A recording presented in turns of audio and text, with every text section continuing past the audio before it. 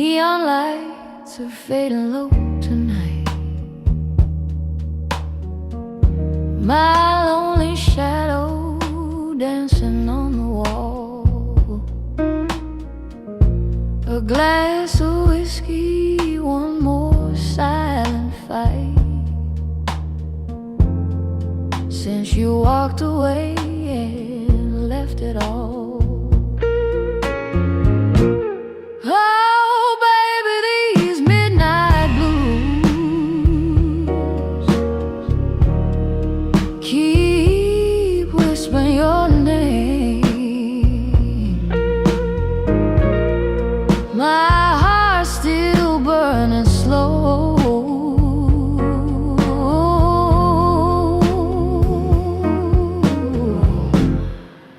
Like a runaway train.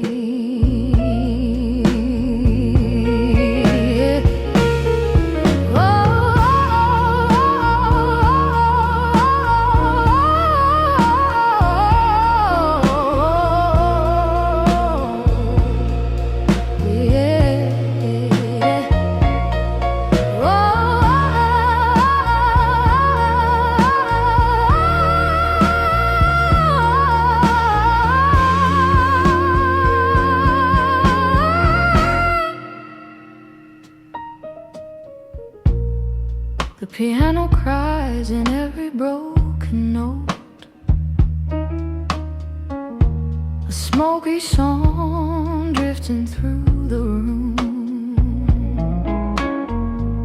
Your memory wrapped around my coat.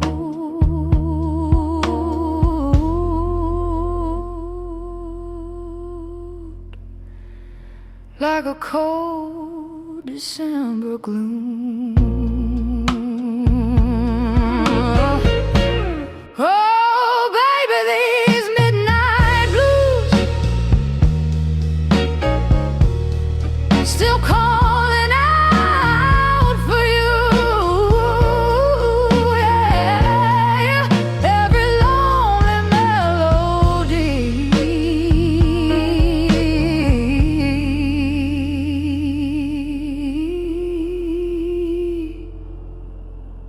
feels like deja vu.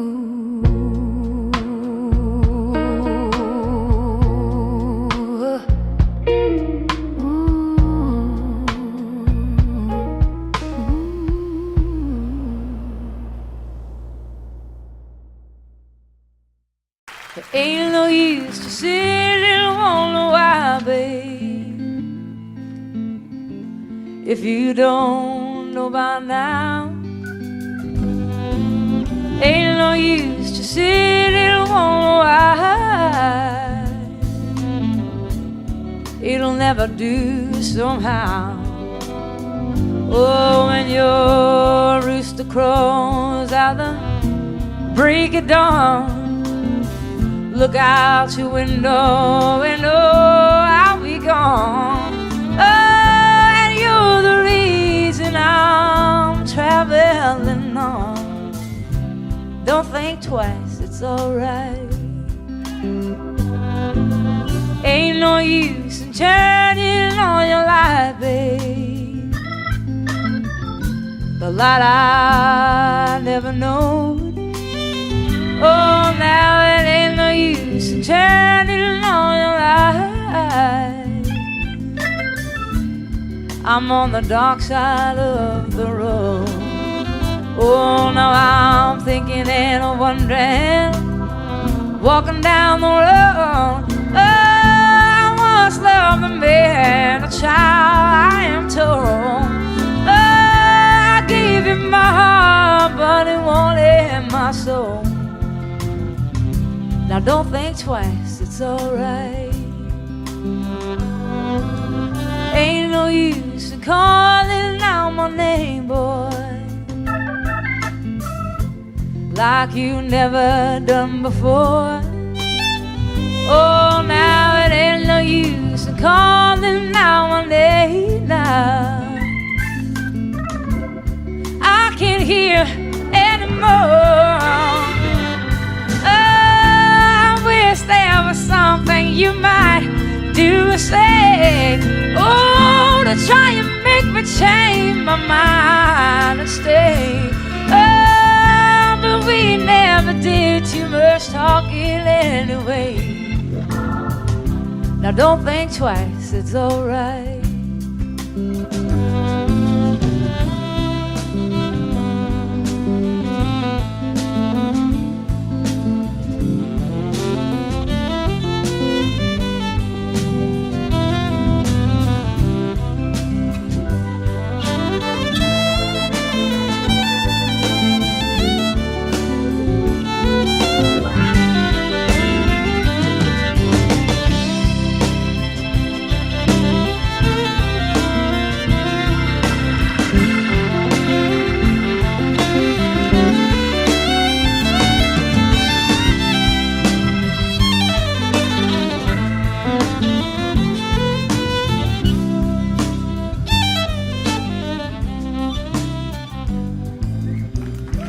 So long, honey, baby. Where I'm bound, I can't tell. Oh, my goodbye's too good a word now. So I'll just say farewell. And I ain't saying that you treated me unkind. Oh, you could have done better below. I shall adore mine. Oh, you just kind of wasted all my precious time. Now don't think twice, it's alright. Oh, you just kind of wasted all my precious time.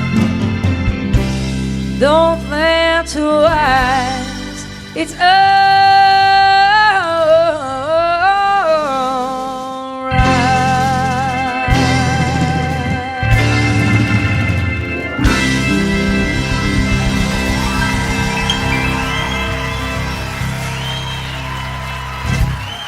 Thank you.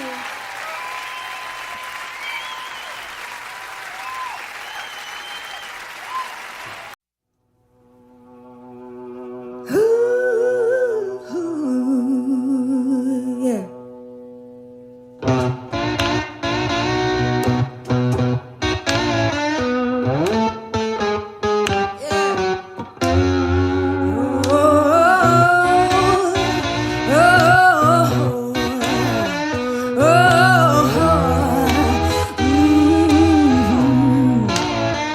You better come on in my kitchen, yeah, 'cause it's going to be raining outdoors. Ooh, the woman I love, yeah, I stole her from my best friend. Some joker got lucky, yeah, stole her back again. Yeah. You better come on in my kitchen, hey, 'cause it's going to be raining outdoors. Ooh, the woman I love, yeah, I stole her from my best friend. That joker got lucky, yeah, and stole her back again. Hey, you better come on in my kitchen, 'cause it's going to be raining outdoors. Ooh, oh,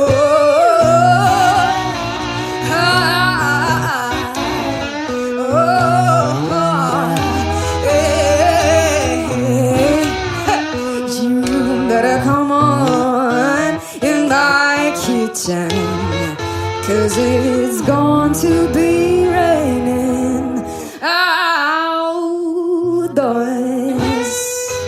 Ooh.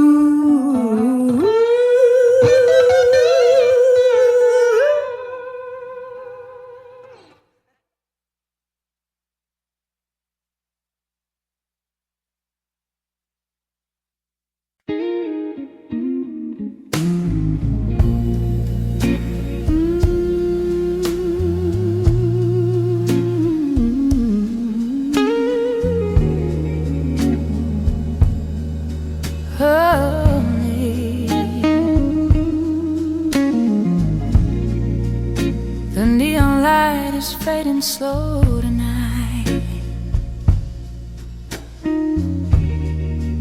A lonely bar, a broken heart inside. Your empty chair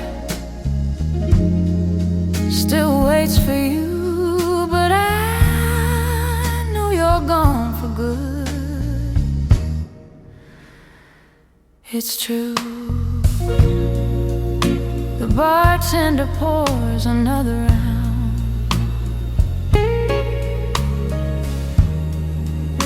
But silence is the loudest sound. Your memory walks across the floor like footsteps knocking at my door.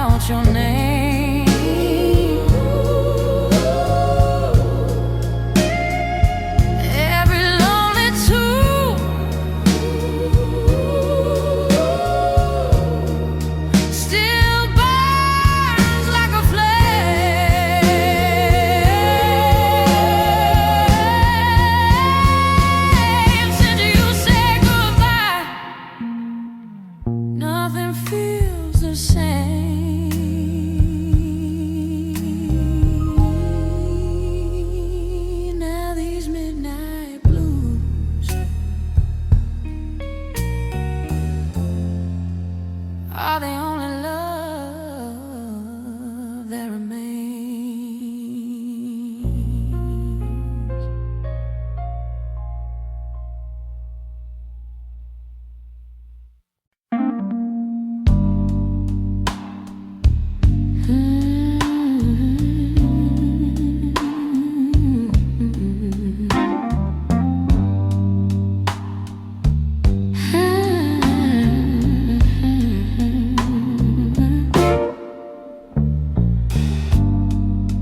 Neon lights are fading low tonight.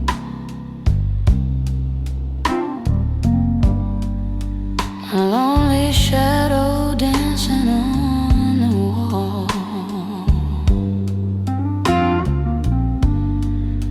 A glass of whiskey, one more silent fight. Since you walked away and left it all. Oh baby, these midnight blues keep whispering your name. My heart still burning slow like a runaway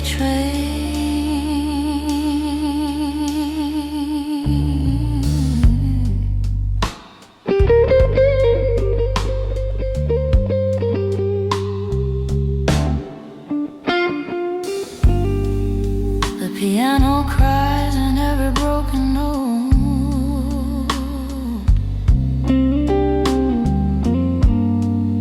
The smoky song drifting through the room.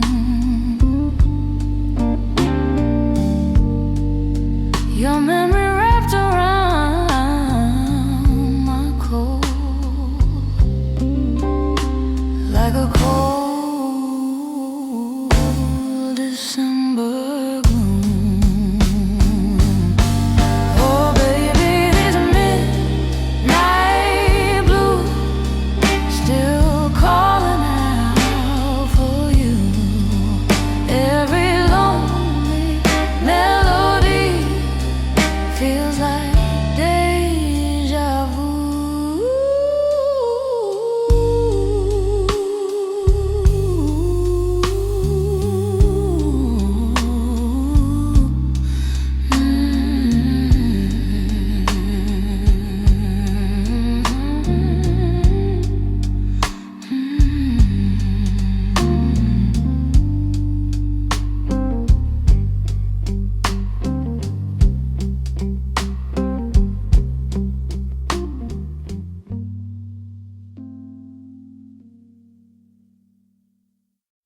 Ain't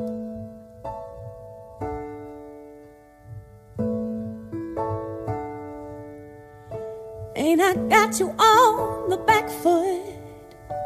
And you know I got you really good. And there's something deep inside of me I got to be. And if you find it hard to follow me, if I lose you in my jet stream, then you only got to raise your eyes and see me fly. Don't tell me that I won't, I can't. Don't tell me that I'm not, I am. Don't tell me that my master plan ain't coming through. Do you tell me that I won't, 'cause I will. Don't tell me how to feel, 'cause I feel. And yes, I know what's real and what I can do. Something that you won't see every day. A little girl who found her way through a world that's designed to break on love in your dreams. And if there's one thing I would say to you, is that there's nothing that you can't do. And yes, it's all about your attitude. Don't let them get to you. Do you tell me that I won't, I can't. Don't tell me that I'm not, I am. Don't tell me that my master plan ain't coming through. Now do you tell me that I won't, I will. Don't tell me how to think, 'cause I feel. And yes, I know what's real and what I can do. Ooh, yeah. Ooh, hey. Oh, don't you tell me nothing, no.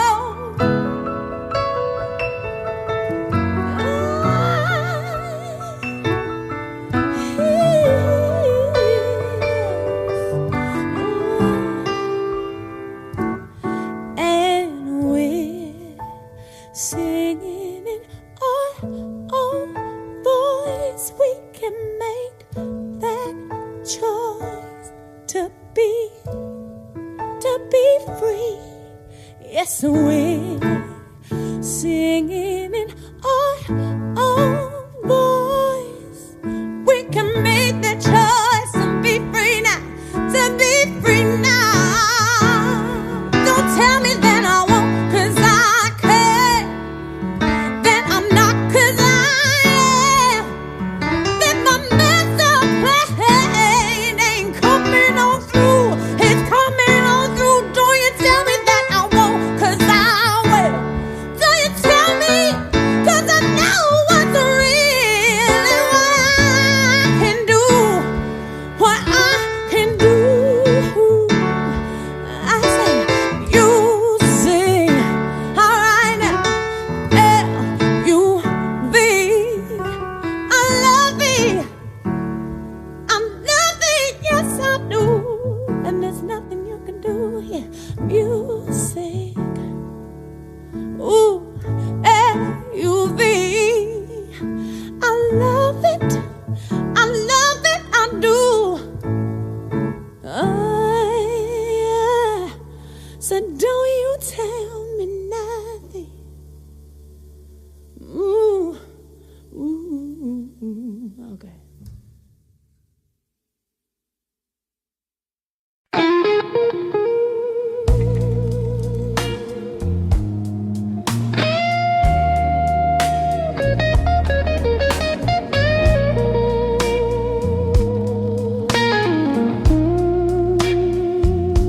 The bass rolls low across the floor, like the love we had before. Every step I take tonight echoes in the neon light. Your memory's a rhythm slow, playing where I go.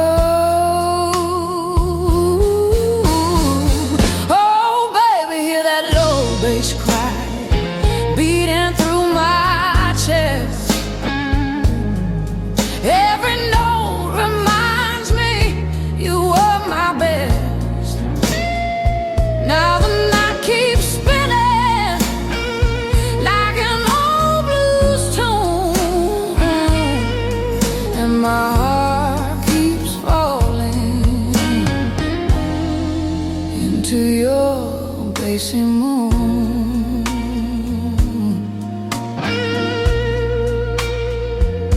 That guitar sings a broken line, like your lips against mine. Every chord the piano plays pulls me back to yesterday. Oh baby, hear that low bass cry beating through my chest.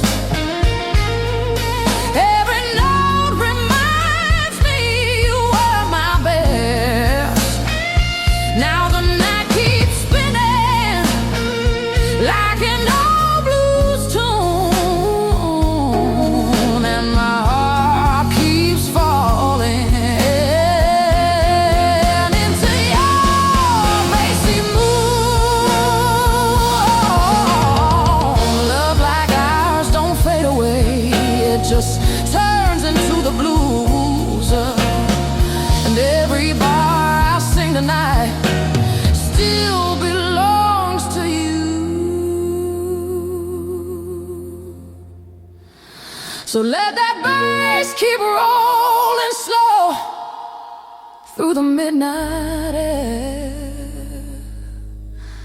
'cause every lonely blues I sing still finds you there.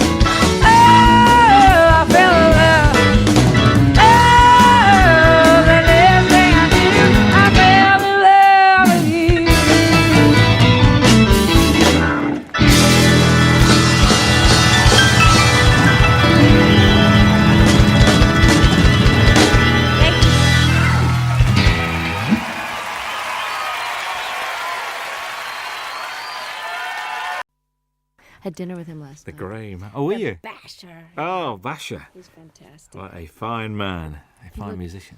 They've got a picture of him on the wall of this VH1 studio in Camden Road where we were, and he looked like a lemur, like because he's just had really light blue eyes, and just the photograph looked like he was holding a guitar, and he just looked like one of those exotic Madagascar lemurs that only come out at night. It was just great. We iced her on a little venue in the north of England, which was an old wooden pavilion that was been knocked down now, and we booked this band one night, and they pulled.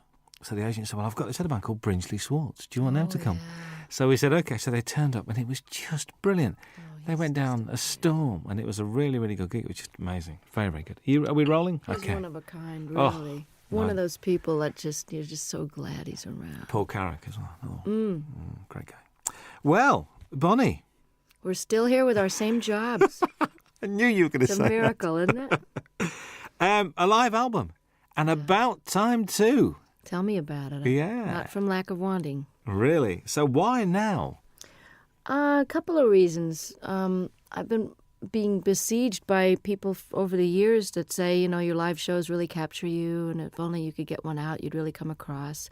And I was all ready to do one because of, Little Feat years ago had that great Waiting for Columbus album, and it really broke through and captured them in a way that the studio ones, although those were great too. And I just have been waiting and waiting, but the situation with Warner Brothers where I was for the first 9 albums up until 82, I was with Warner's, and I wanted to do the live record after my 8th record, and it just they didn't really feel, and neither did I, that the promotion for it went well, to put it mildly. I'm trying to be polite. And radio really stopped playing any kind of progressive format, so I was basically shunted off into the hinterlands of fringe music. And even though I was selling well in my concerts and my core audience bought my albums, it wasn't the right label situation to put out a live record, because they didn't care enough, frankly. So it took me a while of waiting to get on a new label, and then God knows, after the Grammys hit, things have been really great with EMI Capitol, and I wanted 3 studio records under my belt to draw from great songs that people would be familiar with. And I've been basically planning to have this lineup of guests for a long time now. And finally, I've got the great band that can play the songs as well as the ones that play in the studio, because most of them are the ones that are on the records. Indeed. I can't believe that these friends just happened to be around. There must have been a lot of phone calls going out to get all these guests on this album. Well, you've got to plan, because people's schedules are way in advance. I mean, I know what I'm going to be doing 5 years from now almost. So everyone's booked, and everybody's got their own album schedules. And Jackson said, I'm going to be recording, but it's if you can film and record in California, I bet you I can fly up for the day. Hornsby had already made room in his schedule for me. And this was planned in March in order to secure the mobile truck. The concert venues go on sale, at least a couple of months before. And, of course, the film crew, we had 9 35-millimeter camera, film for 2 days. So, that's almost $1 million type of proposition just for the film alone to film the 2 nights. And so, yes, it had to be way planned and approved and paid for in advance. But I must admit, the sound of the album is one of the best live recordings I've ever heard. Oh, fantastic. And I'll tell our engineer that, because he worked his you-know-what off trying to make it. Because I'm not a big connoisseur of live albums. I mean, I listen to James Taylor's and Peter Gabriel's, and of course, Little Feats I play a lot, and I have some live Westwood One radio programs that I've listened to and gotten copies of live performances where I've missed someone's tour. But I really wasn't an audiophile enough to know that it turns out, I found out from doing interviews, that most live albums get listened to once and put on the shelf. So Ed said, he really wanted to go for, making this the best live sounding record he's ever heard. And he studied a lot of them about how much echo in the room echo to leave in, and how much clapping between songs, and how much talking, where there was a lot of deliberation that went in. And of course, each song is from sometimes a totally different night in a totally different hall. So there's a lot of post-production work that went into this. And it works so well. A couple of things. Vince Gill has described you as the wildest lady he knows. All right, Vince. What do you think about that? I think he's the guy all of us would love to get wild with, actually. He's the nicest star. Well, actually, Brian and Bruce and Jackson, my special guests, are pretty nice, too. In the unneurotic field, you know what I'm saying? Like people that are just folks when you meet them. I don't know if that was your impression, but I know that when Vince and I, over the years, I mean, when he was in Pure Prairie League and I was still on Warner's, we ran into each other and we actually did a duet together when he was first a solo act. We did a song called Let's Do Something Even If It's Wrong. And he and I were both kind of wild. I don't mean that in a biblical sense. I just mean, wild rockers. We didn't get into this line of work because we like to go to bed at 9 o'clock. Well, you don't start till late anyway, do you? It's not late. You know what? I get up early when I'm off the road. I like the daytime hours because if you're not up partying at night, there's really no reason to be up past midnight unless you just get into one of those great moments when you can write and you're reflective and everybody else is asleep. But I've started to really like the early morning dawn hours. In London, when there's nobody else around, it's very good. I was in New York last year and we drove out of the city we just drove out for about an hour at about 6, 7 o'clock on a Sunday morning. Nothing in New York. Very strange feeling. I bet it was very bizarre. strange. I bet. Very, very weird. Do you think your marriage has given you a different outlook on life? Have you calmed down or not? Or do Michael and you have a sort of a thing, I don't think marriage has much to do with the calming down. I think just getting older, from your 20s to your 30s, there's a certain calming down. And I don't know about your life, but most of the rockers I know, and by rockers I mean not such as a musical categorization as in party as much as you want and can get away with kind of a thing. Like I would never jeopardize my job or walk around stumbling. And, I never was one of those kind of visibly out of it kind of a person where people would comment on it. It was more like a private thing after the show. But lifestyle changes in your 30s are necessary if you want to keep your wits, your memory, your looks, and your health, not to mention the most important, which is your music. So even though I never jeopardized my job, I think my effectiveness, how many hours of the day I was able to be productive, was starting to get affected by my extracurricular activities. So my calming down that way happened in my mid-30s when I kind of quit drinking and took up yoga and bike riding and doing all those things with the ravages of time so that you end up feeling more energetic and more able to do your gig and have more fun because it just isn't fun to feel bad, I mean, I know some people make a career out of it, but the feeling bad is for the young. And marriage has just been, it's a challenge and it's very adventurous and it's exciting to know that somebody's not going anywhere when you have a big row. But it's also comforting to know that there's a level of commitment that makes the rough times more doable and that makes the sweet times very, very deep. And, the learning about each other and learning about yourself. Stuff comes up in marriage that didn't come up when you're living together with other, I didn't live with Michael until we got married. And you repeat patterns in your parents' marriage, whether you wanted to or not. And I found that to be a very big surprise because it didn't happen before until you get married. I think you hear those words coming out of your mouth and you go, there she is. There's that mom thing again. Bruce Hornsby appears on 2 very different songs on this album.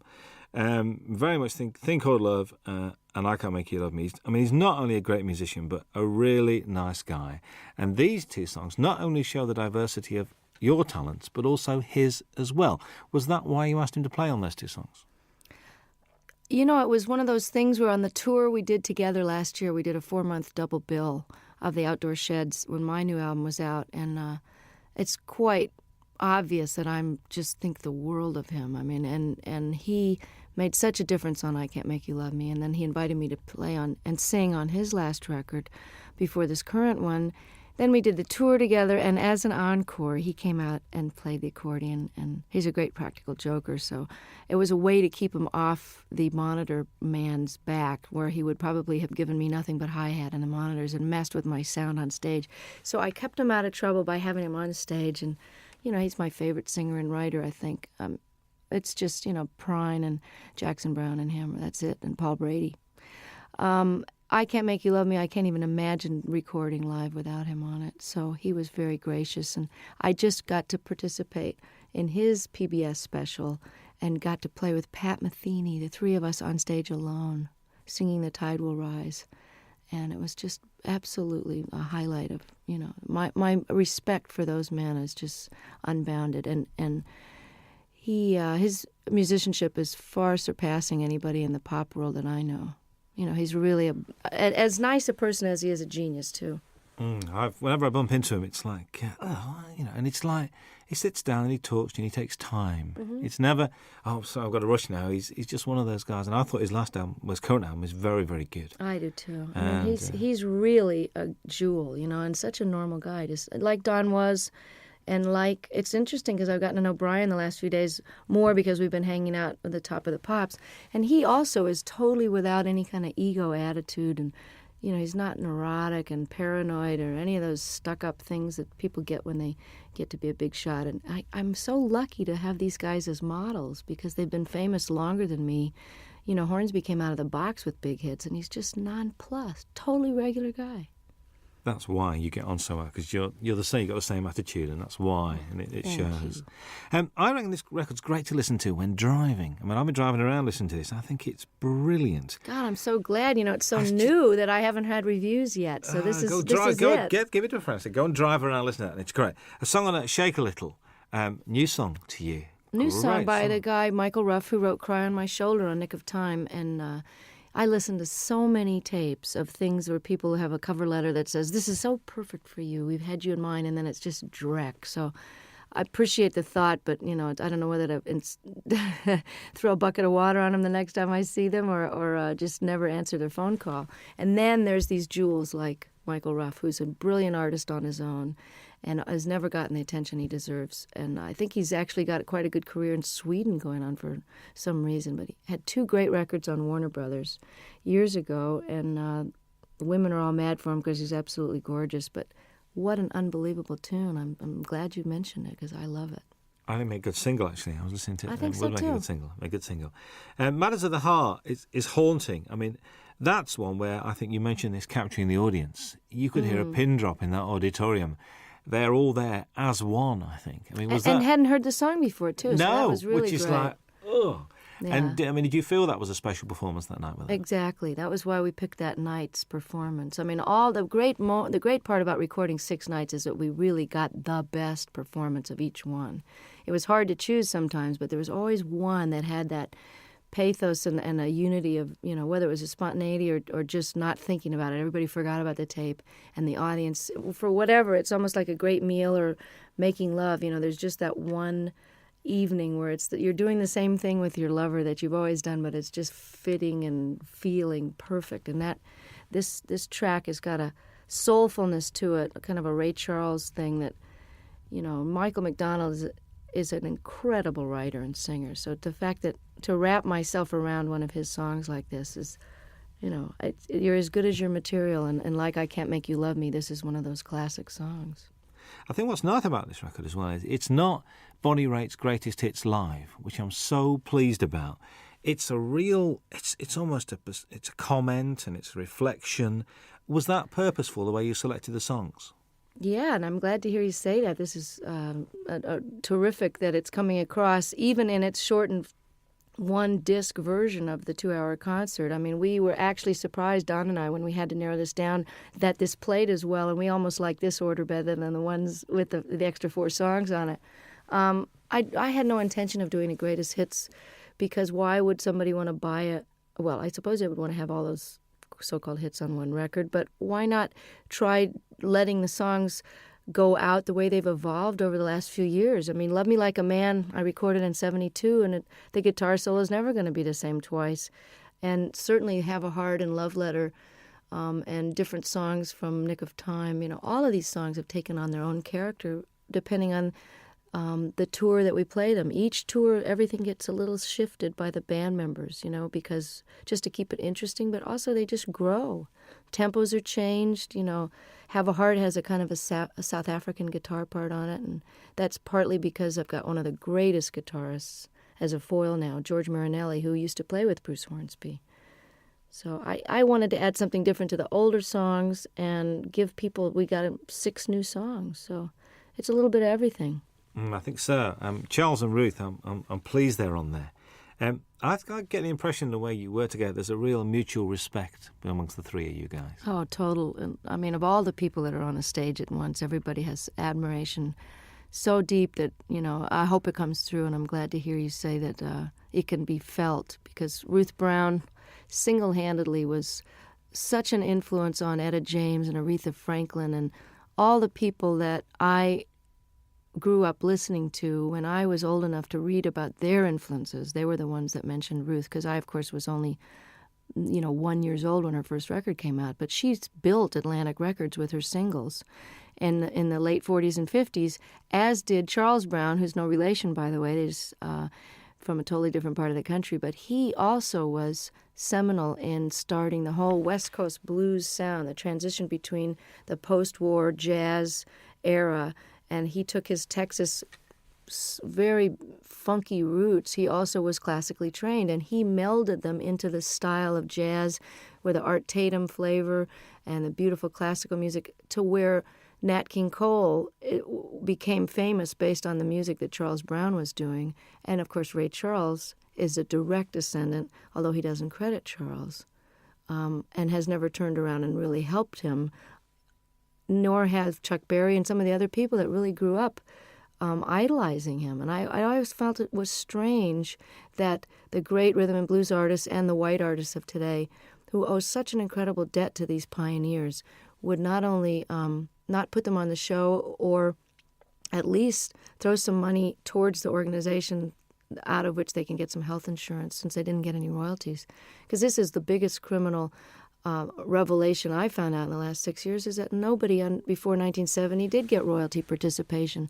And we've just now gotten to the fourth large company to only now, 6 years after the organization was founded, to agree to pay a 10% royalty starting today, for example, as opposed to 30 or 40 years of lost royalties and 10 years of CD sales with no money coming, no health insurance. Every other industry has health insurance and takes care of their own, except ours. So this is a call out to the other artists that are listening and fans to make sure you support the reissues that are paying royalties, and don't buy the bootlegs, and don't sell the records direct. Send the money directly to the artist, believe me, before you rip them off for the third time. Absolutely. That's the Rhythm and Blues Foundation as well we're talking about. Yeah. Good to see blues on this. A fine tribute to Mississippi Frag McDowell. And I remember one night in the middle of winter going to Lancaster University, which is like in the middle of nowhere, because a friend of mine rang me up and said, "We've got to go and see this guy playing." I said, "What's it?" He said, "Mississippi Frag McDowell." I said, "OK, we'll go." Went along, there was 8 people there. But the guy putting it on loved him, and it was obvious. The guy running the gig said, "Look, I spent my money on this, and just come and enjoy yourself." Isn't that the greatest? Because Fred, I'm telling you, was the most exuberant bluesman. They always say, oh, they're so full of pain and grief. I mean, Fred loved to play more than anybody I ever saw, and they're just re-releasing I Do Not Play No Rock and Roll, one of the greatest double albums, and I think it was recorded here in London. I'm not sure if that was the one, or maybe there was just that in concert where he's wearing this Mexican poncho over a bright yellow sharkskin suit with a bolo, string tie, just unbelievable getup. And loved the girls used to just flock around him, these little white American and English girls just bat their eyes at him, and he loved it so much. Just like John Lee Hooker is just rolling around enjoying his success now, Fred was like that, and one of the greatest Delta bluesmen that ever lived. I mean, you say on there, you think these songs get better with age. Do you think your work gets better with age? I sure hope so. I mean, don't you think you're better at your job? Now you got more seasoning and humor and perspective and knowledge. I mean, I always think people, as they get older, if they're lucky enough to keep their wits about them and don't get too cranky and discouraged, that people's wisdom and opinion at 70, 80, 90 years old they're like gems, If you're smarter now at 45 than I was at 25, why won't I be even smarter at 65? So I hope that my music is richer and deeper and more accomplished. And I never saw B.B. King or John Reid or Pablo Casals or Segovia get any less with age. They just got more. Absolutely. You're always introduced, which I do like, as Bonnie Raitt and her band, including Hutch and Ricky now. I mean, they're part of the furniture. Hutch, how long's he been around? A long time. He's has the distinction of being one of the only white guys ever play in the Neville Brothers, although they've had a white guitarist for a while. He is so respected by every type of musician. He played in Central America, lived there for a while. The New Orleans cats think he's just it. He lived in San Francisco, was in a band called Copperhead. He knows Celtic music inside and out and can play jazz, Algerian music. I mean, there's nothing the guy can't play. And if you ask him a question, he can give you every detail of every side musician. So he's like a walking encyclopedia. These are sort of nice guys to have around, I think, to contribute to what you're doing. Oh, I'm so lucky to. And this is the best benefit of success, is that while Hutch has been with me for over 10 years, at whatever salary level I was at, he was with me during the rough years in the 80s too. Rough meaning couldn't pay very much.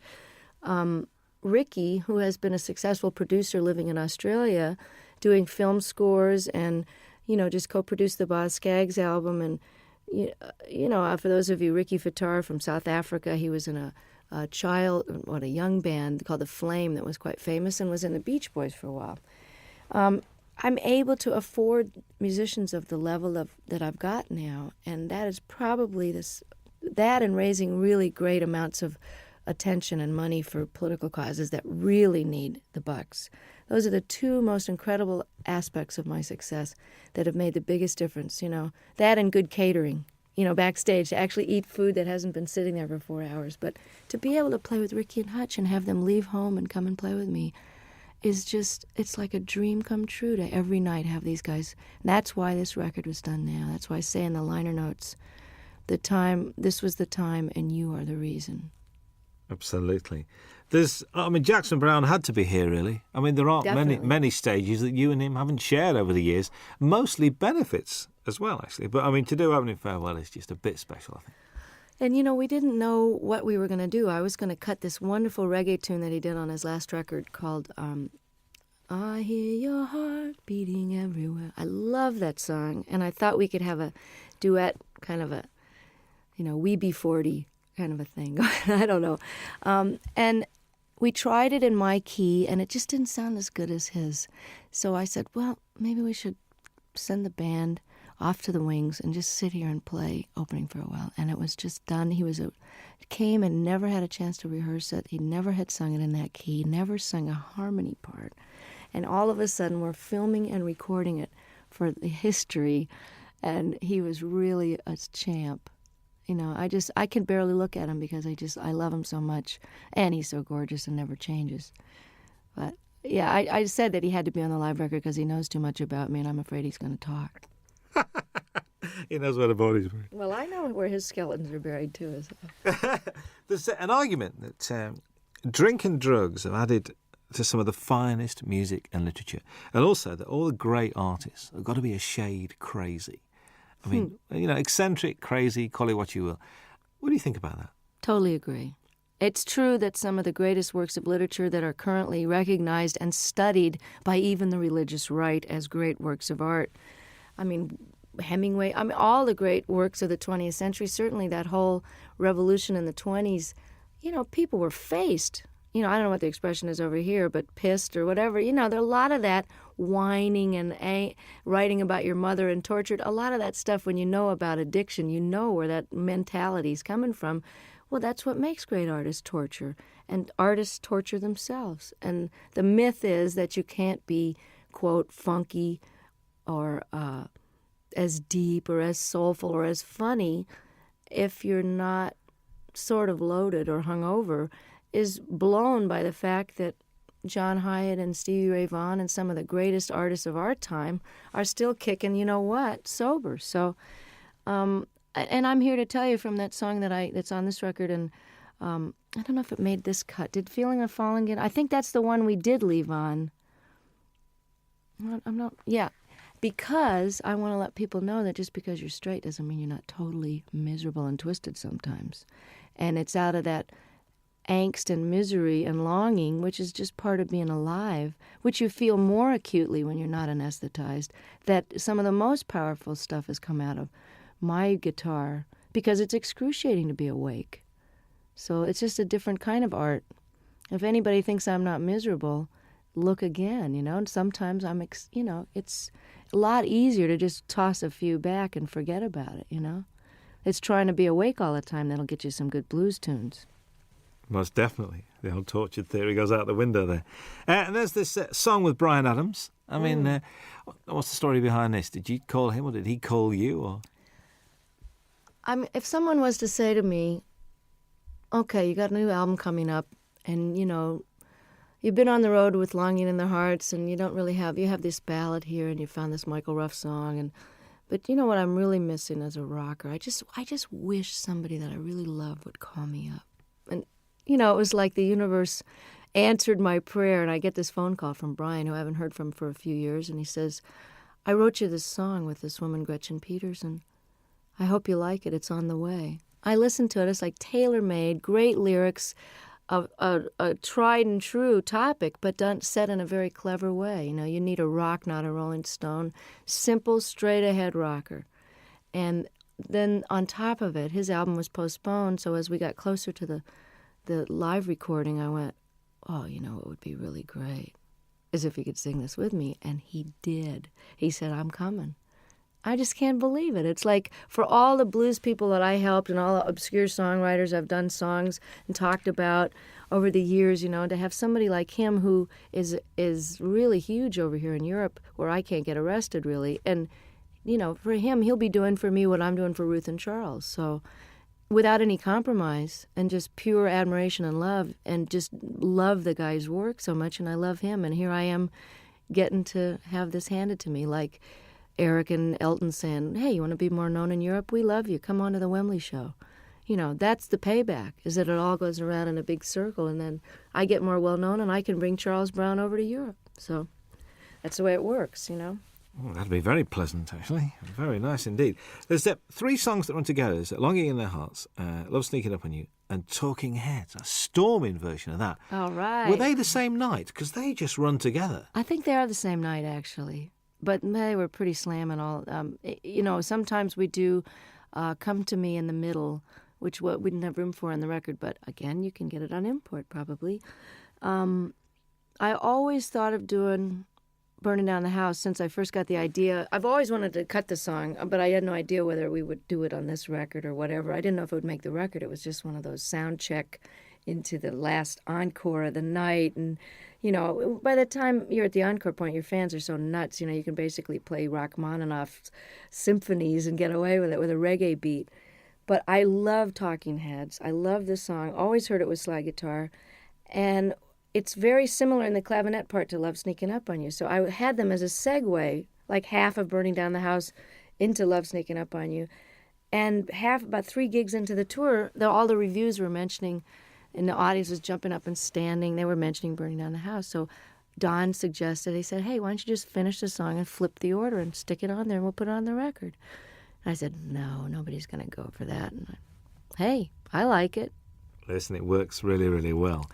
Kim Wilson guests on the album as well. When the Fabulous Thunderbirds are one of the best kept secrets in Europe, like yourself. Well, that's why I plan to change it. I mean, I'm really glad that by doing a record with Delbert on Luck of the Draw, that 5 million people have that album and now know who Delbert McClinton are, as if anybody's been asleep in a closet and doesn't know. The other great white singer of rhythm and blues is Kim Wilson, and one of the greatest living harmonica players. And Kim and I have been talking about doing this song and performing it together for years, since they first wrote it on a record tastefully entitled Butt Rockin', which I'd love to hear him explain that to his folks. Oh, son, what's the name of your new album? Well, Mom, we decided to call it, So if I can get Kim more exposure in parts in the, for the moment that I'm in the sun here, and just let people know how brilliant this guy is, I'll be able to die happy, because he is just incredible. You know what? Listening to this record, I do have a problem, because I'm not now going to be able to say to people, you mean you don't know who Bonnie Raitt is?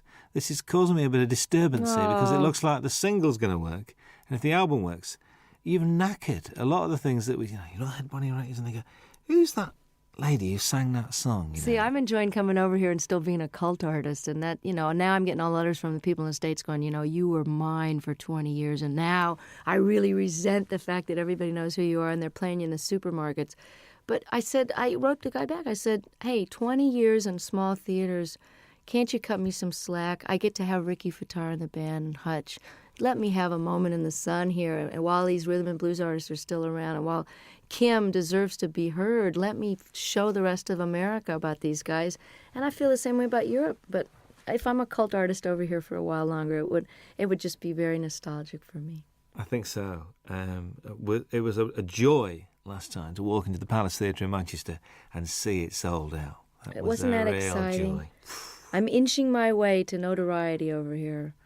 And, I'm really thrilled that this record, that you think it's great, because I'm so proud of it. I mean, it took me a long time to get these songs together, and I took a lot of care in the mixing of it and the choosing of them. And I think if you're coming into me new, that you'll be able to get a good glimpse of what it was like before in some of the blues stuff. And, I don't think anybody should be determined by their latest single. So, I'm not a singles artist. So if you've never heard of me and you hear the Bryan Adams track and you like it, check out the rest of it, because there's a lot of good people on there that deserve to be heard while they're still able to play. I think so. I think how anyone cannot be moved by Jackson Browne's version of Stay, I will never know. And I just sang on his new record. It's just fantastic. Oh, there's a bit of to and froing, because you're on John Hyatt's record as well. Yeah, I know. Well, that's how it works. We all love each other, and, I'm so thrilled that they want me to come and play and sing on their record. There's a great band out of New Orleans called the Subdudes, and I'm on their new record, and it's a fantastic record. Support act on the tour, actually. Oh, that's right. If you got there early, That's right. They were over here in England. It's true. That's right with you. How's the songwriting going? I mean, we've been progressing. We've had like 3, 4. We're getting there. I'm inching up there in the quantity. But one of the reasons I'm taking a hiatus is because I haven't stopped working either on the Rhythm and Blues Foundation or the different benefits that I've done and organized. My own touring schedule, making up for all these years I didn't tour outside the United States. I haven't had any time to write, so it's time to go live a little bit so I've got something to write about. Because honestly, writing about the catering in my room in the hotel is not going to make it for a topic. And getting any more personal than I did on the last record would be a challenge, because I'm just going to have to figure out and take a break so that it's done from inspiration and not out of obligation. Mm. So does this mean that, I know because you're not a winter person, so come sort of spring, are you going to be treading these shores? I'm hoping to have the first break from touring in 25 years after this live record. I was doing this now, and I did a record with my dad, and it's out on Angel Records with a 42-piece orchestra. We did 3 songs together. It was just great fun. And I feel like I've done my bit with Charles and Ruth and Kim and done my major opus here, and it's time to take some time for me, because if you don't fill up and take some time off, there really isn't anything else to say. And I honestly don't think I'm going to be touring this next year unless for some ungodly reason, or perhaps truly godly reason, this record with Bryan and this record takes off in Europe, and then I'll be a brand new artist and come over and show people where it's really at. A brand new artist again? Yeah. Again. Well, I'm an overnight success, Robin, you know that. There's a description that I read, I'd like your comments on, really. After years of singing about broken hearts, faithless lovers and no good men, Bonnie Raitt entered the 90s at the peak of her already lengthy and impressive career. Has the 90s been good to you, do you think? Oh, yeah, definitely. I don't think you could argue with the kind of Cinderella story that happened to me when I just a lot of changes were made personally before the Grammys happened, but I think in your 40s, while like as I was mentioning before, it's a little harder to be older and awake. It's also easier and more fun to be wiser. Does that make sense? It's easier because I know how to do things better, and I know how to handle stuff. I can handle my success. I can handle disappointments. I don't mind getting angry. I know that it's not going to last for 5 days. I'm just getting angry. So the process of growing up is happening now as it is for a lot of rockers, because it's just sort of a postponed adolescence sometimes until your 30s and 40s, and then that's when people settle down. So I've had a really great last 5 years, and I'm looking forward to another 25 and another couple of live records in the middle of those. Absolutely. Bonnie Raitt, thank you very much indeed. Nice to be back. Hi, this is Bonnie Raitt. Very happy to be with Robin Ross on your radio. I want to go to Dave, Scotland. If we send him a tape, right, he'll do a 2-hour special. Wow. He's like a big supporter, isn't he? These guys are just, Thank you, Dave. Thank you for the homeland, for the young girl who's found her way back to your shores any minute now. I'm threatening to show up for Hogmanay again. Again? Oh, tell people God. this time, will you? See, I'm the only one that remembered what happened those 3 days. The entire country was out of their minds. But the studio was. I'm coming back with a video camera because nobody in America believed it. You know, well, they had some sort of sponsorship. They had little bottles of booze on the table, and there was like 65-year-old people just totally clapping and yahooing it up, which is a little glimpse of what like a Crosby, Stills and Nash audience is going to be like in 20 years. You know, will be a bunch of old geezers singing, you know, just a song before you go. But I'll still be all applauding. And Sheena will be singing Morning Train, and me and Brady will be out there on walkers singing Thing Called Love. Yeah, I found another Brady Buncher. Curtis Stigers is a Brady Buncher. Yes, he is. Curtis Stigers is a Brady Buncher. I found somebody else as well. You know, guess who cut Paradises Here? Cher. Heard it from Brady's lips today. I'm not kidding. That'd be great. Let's find it right now. Really? So that must be this new album because she's done the Mark Cohn Walking in Memphis. That's the single. So it'll be on the same album. Well, it's good. I'm glad that she's going to get them some wider attention, you know? Brady's record was great, wasn't it? Mr. Cummings won't know what's hitting. He won't know what to do. I know. He's great. I'll ring him up. I really wanted to do that song too, but Tina had already done it. I think that Cher track's coming out for Christmas as a Christmas single. Paradise is Here? Well, that's good. I'm glad. I mean, I don't know who produced her, but I hope it's great. My engineer's producing Anne Murray's new record, which should be great. All right. Yeah, she's terrific. When I call you up. Remember when she did that? She wouldn't do an acoustic, would she? She should have done. She wouldn't do an acoustic for us. She's doing one now. Hello. I'll come in here and do one. Yeah, we had John Hyatt. John Hyatt did 2 songs. Did he? Yeah, John did 2 songs. Finn did 2 songs, did they not? Which is Neil and Tim Well, Finn. they just told me to come and talk. They did Weather With You, and they did... Nobody asked me. We'll ask you. Anywhere, anytime. You know Hey, we're you like. know. You could play the national anthem and we'd listen to. You know that. So, I'd play your national anthem. It'd be interesting. Yeah. It'd be good. Really good. So you're going to Scotland on this break? You're gonna try I want to. I was threatening to go to Ireland or Scotland over the weekend, but I'd like to come back when the days are longer, because it's too hard to come over here and have it get dark at 4. Yeah. Not if you're especially over that. You know what I mean? If your you nighttime over the hours West can be Coast. more productive, but I want to be able to see stuff. You know. Yeah. You were going to go around Ireland last time I spoke to you. You were going to visit I did Ireland. it once a long time ago, and I want to do it again. I may do it over the weekend. Just get down the country and see part of it. Well, I did get a whole week did you? there. I did get a week in Scotland, a week in Ireland back in 91, right after the Grammys. Randy Newman's on Jules Holland on Tuesday night. You should get him in here. I'd love to. With Warner's, you see, Warner's a bit strange. So my best man when I got married is head of promotion at Warner's, and he won't let me do any interviews. He said, I leave it to the regional people. I said, but we're getting like 50 stations. Great. I know. I mean, Faust is a great record. Lovely man. When's Bonnie Raitt Call on Peter later? Asher and tell him I told him that he should do it. Tell me. him who you talked to. Tell him all the people you talked to and how many stations We're going to start to, Just call him we got directly. you on, did we get 50 last time? Peter and Gordon. Tell him you're a Peter Gordon fan and call Peter Asher. Remember Peter and Gordon? I actually That's went Peter to see Asher. Peter. He's Well, he Randy's used to manage manager. 10,000 Maniacs as well, didn't he? Yeah. He manages Little Feat. And now he's head of Sony, I think. That's right, I forgot. He got a new job. My former manager is was head of Atlantic, then head of Warner's, now he's head of Mercury. Moving around. We're gonna fire you. Here's $30 million. Get out of here. Oh God. Now you can pay the musician. Here's another label. Could you sign that for me, please? Are you kidding? Thank you. I've great. got a shiny one because you haven't got shiny pens, have you? Can I have that on tape, please? And you haven't got Robin anything. Ross has a shiny one. You haven't Thank you. Could you sign it for me?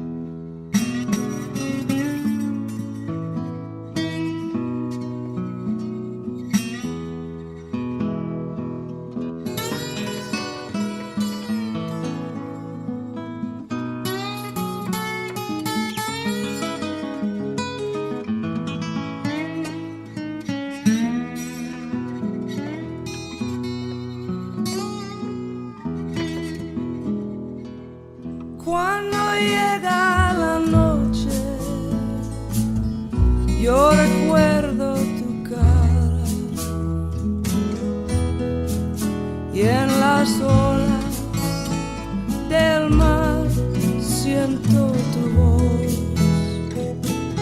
y en la luz de esta luna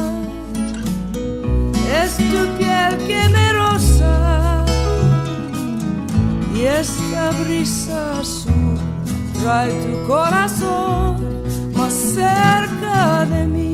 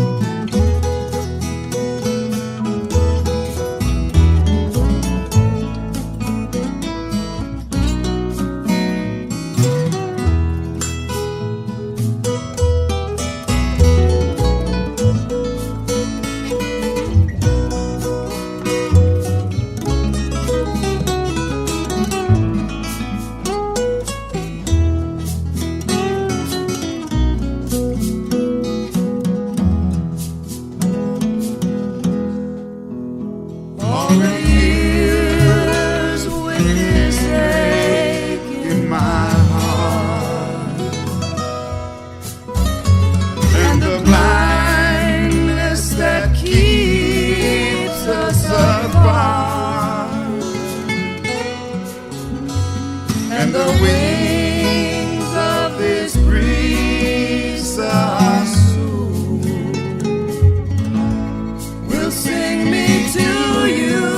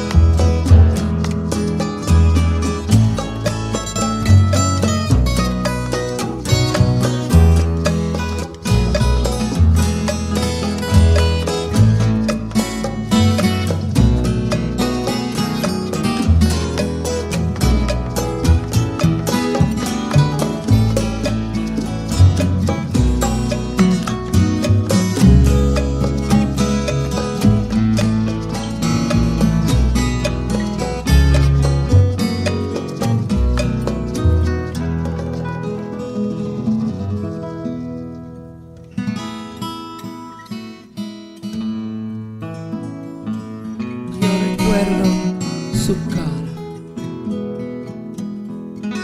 y en las olas del mar yo siento tu voz, y la luz de esta luna es tu piel que me roza, y este brisa azul trae tu corazón más cerca de mí. Esta brisa azul trae tu corazón más cerca de